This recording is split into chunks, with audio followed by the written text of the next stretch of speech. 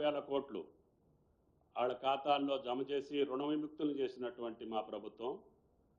అదేవిధంగా రైతు బీమా 3,000 కోట్లు ప్రీమియం కట్టి ప్రతి రైతు ఆపదలో ఉన్న కుటుంబానికి 5 లక్షల రూపాయలు ఇచ్చినటువంటి ప్రభుత్వం. ఇంకా అనేక వ్యవసాయ అనుబంధ కార్యక్రమాలు చేసుకుంటూనే మళ్ళీ ఈ యొక్క రబీ పంటకు కూడా రైతు భరోసా 12,000 చొప్పున ఎకరానికి ఇవ్వటానికి రాష్ట్ర ప్రభుత్వం, కేబినెట్, ముఖ్యమంత్రి గారి యొక్క ఆదేశాలకు అనుగుణంగా రేపటి నుంచి రైతు భరోసా పేరిట కాంగ్రెస్ ప్రభుత్వం రాహుల్ గాంధీ గారు ఇచ్చినటువంటి వాగ్దానాన్ని అమలు చేస్తూ రేపటి నుంచి వ్యవసాయం చేసేటటువంటి ప్రతి ఎకరానికి మేము ఎకరానికి 12,000 ఇస్తామని చెప్పాం. ఆ రకంగా రేపు అది ప్రారంభం కాబోతుంది. ఈ పంట కాలానికంటే ముందే ఆ రైతులందరికీ రాష్ట్రంలో ఉన్నటువంటి వ్యవసాయం చేసే ప్రతి ఎకరానికి రైతు భరోసా వాళ్ళ ఖాతాలోకి జమ చేసేటటువంటి శుభ సందర్భాన ముఖ్యమంత్రి గారికి, ఆర్థిక మంత్రి గారికి మా ప్రభుత్వం రైతుల తరఫున నా శాఖ పరంగా వారికి ధన్యవాదాలు తెలియజేస్తూ, రైతులందరూ కూడా ఏనాడు ఏ ప్రభుత్వం, ఏ ముఖ్యమంత్రి తీసుకొని సాహసోపేత నిర్ణయం చేసి 1 సంవత్సర కాలంలోనే 40,000 కోట్ల రూపాయలు ఇతర బోనస్ కాకుండా, ఇతర సబ్సిడీలు కాకుండా కేవలం రైతుల ఖాతాలోకి నేరుగా జమ చేసినటువంటి అమౌంట్ ఇది.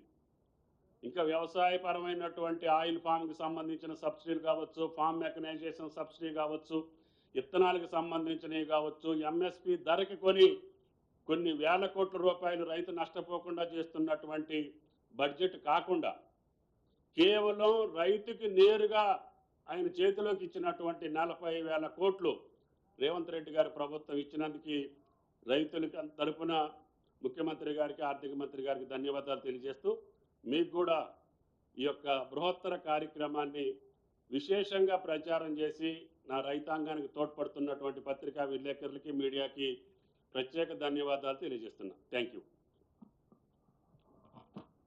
పెద్దలు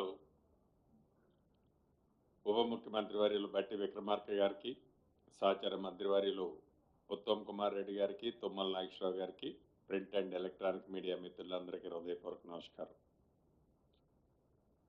రేపు 75వ గణతంత్ర దినోత్సవ సందర్భంగా గౌరవ ముఖ్యమంత్రి గారు, ఉప ముఖ్యమంత్రి గారు మేమంతా గతంలోనే చెప్పిన విధంగా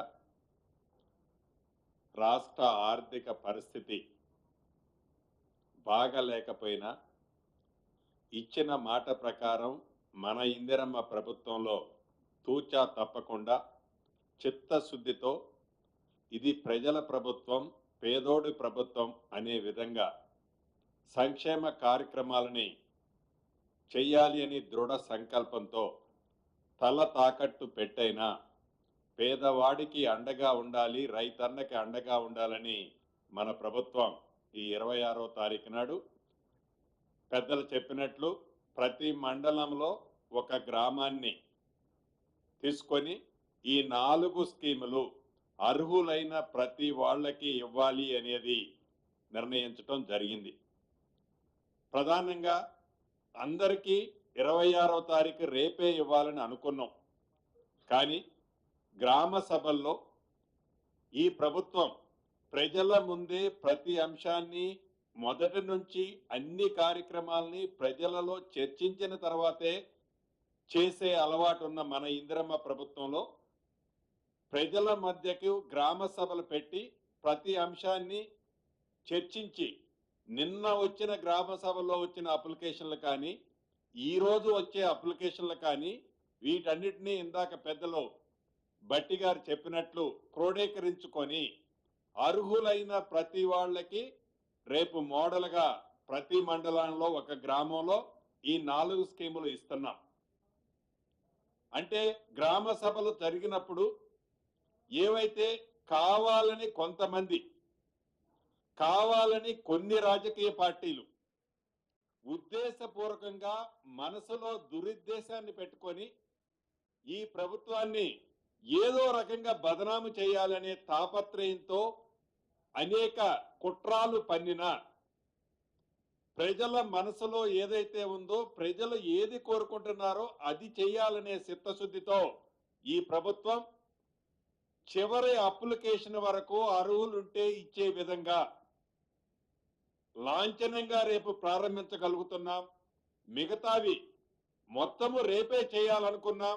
ఈ కొత్త అప్లికేషన్లన్నీ క్రోడీకరించడానికి టైం పడుతున్న కారణంగా ఫిబ్రవరి మొదటి వారంలో ఈ షెడ్యూల్ మొత్తం తప్పకుండా రాష్ట్ర ప్రజలందరికీ ఎప్పుడు ఎక్కడ ఎలా చేయబోతున్నామో అనౌన్స్ కూడా ఫిబ్రవరి మొదటి వారంలో తెలపడం జరుగుద్ది.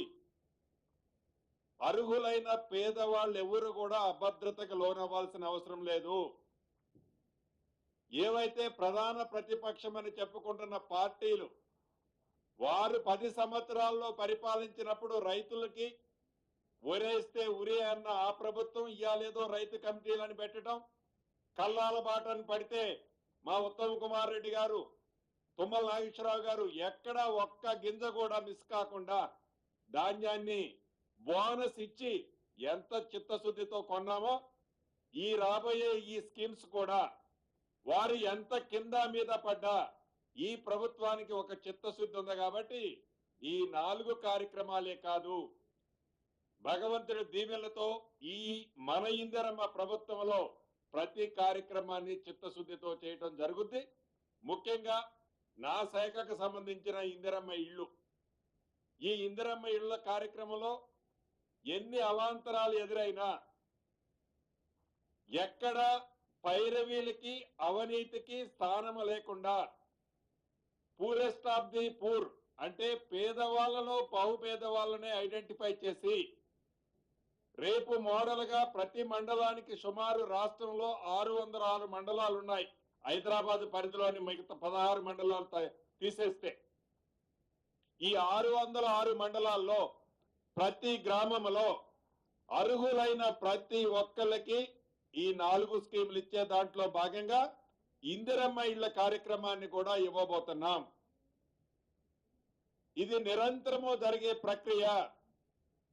ఏదో ఒక్కసారి ఇచ్చి గత ప్రభుత్వంలో లాగా అక్కడ ఒకటి ఇచ్చేసి తూచనే ప్రభుత్వం కాదు. ఇది మాట ఇస్తే తప్పే ప్రభుత్వం కాదు.